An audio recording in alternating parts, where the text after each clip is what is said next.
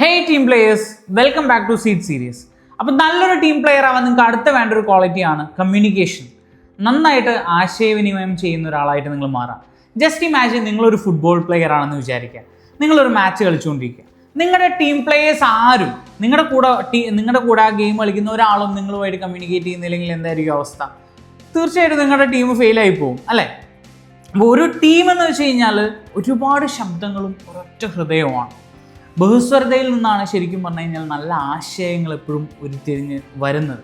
അപ്പം നമ്മൾ പലപ്പോഴും ചിന്തിക്കുക, ഇപ്പം നമ്മൾ വർക്ക് ചെയ്യുന്ന മേഖലയിൽ അല്ലെങ്കിൽ നമ്മുടെ ബിസിനസ്സിലൊക്കെ ഞാനത് പറയുന്നതുകൊണ്ട്, ഞാനത് പറഞ്ഞതുകൊണ്ട് അത് വലിയ ഇമ്പാക്റ്റോ റെലവൻസോ ഒന്നും ക്രിയേറ്റ് ചെയ്യില്ല എന്നായിരിക്കും. പക്ഷെ അങ്ങനെയൊന്നുമല്ല. നിങ്ങൾ ചെയ്യുന്ന ഓരോ ചെറിയ ആക്ടിവിറ്റികൾക്കും റെലവൻസ് ഉണ്ട് തീർച്ചയായിട്ടും. അപ്പോൾ ടീമിനെ കുറിച്ചൊരു ഡിസ്കഷൻ വരുമ്പോൾ, അല്ലെങ്കിൽ എന്തെങ്കിലും ഒരു സബ്ജക്റ്റിനെ കുറിച്ചൊരു ഡിസ്കഷൻ വരുമ്പോൾ, എന്തെങ്കിലും പുതിയ ആശയങ്ങൾ ഇംപ്ലിമെൻറ്റ് ചെയ്യുന്നതിനെ കുറിച്ചൊരു ഒരു ഡിസ്കഷൻ വരുമ്പോഴൊക്കെ നിങ്ങൾ അതിനകത്ത് ഇമ്മേഴ്സ്ഡ് ആവുക. നിങ്ങൾ അതിനകത്ത് ഇറങ്ങിച്ചില്ല. നിങ്ങളുടെ ഐഡിയാസും നിങ്ങളുടെ തോട്ട്സും കാര്യങ്ങളും എല്ലാം ഷെയർ ചെയ്യാൻ ഒരു മടിയും വിചാരിക്കാതെ നിങ്ങൾ എന്ത് ചെയ്യണം? ആ ഡിസ്കഷൻ്റെ ഭാഗമാവണം. അതുപോലെ തന്നെ അതൊരു കേൾവിക്കാരനും കൂടെ ആവണം. കമ്മ്യൂണിക്കേഷൻ എന്ന് പറഞ്ഞു കഴിഞ്ഞാൽ ജസ്റ്റ് സംസാരിക്കുക മാത്രമൊന്നുമല്ല. ഇപ്പോൾ നിങ്ങളോട് ഒരാൾക്ക് അത്തരത്തിൽ എന്തെങ്കിലും ഒരു സാധനം ഷെയർ ചെയ്യാൻ അവിടെ ഒരു സ്പേസ് നിങ്ങൾ ക്രിയേറ്റ് ചെയ്ത് കൊടുക്കണം, അല്ലെങ്കിൽ അത്തരത്തിലൊരു സ്പേസ് ഉണ്ടാവണം. അപ്പം നല്ലൊരു കേൾവിക്കാരനാവുക, നല്ലൊരു ഡിസ്കഷൻ ചെയ്യുന്ന, അല്ലെങ്കിൽ നന്നായിട്ട് കാര്യങ്ങൾ സംസാരിക്കുന്ന, കാര്യങ്ങൾ അവതരിപ്പിക്കുന്ന ഒരാളായിട്ട് മാറുക എന്നുള്ളത് വളരെ ഇമ്പോർട്ടൻ്റ് ആണ്.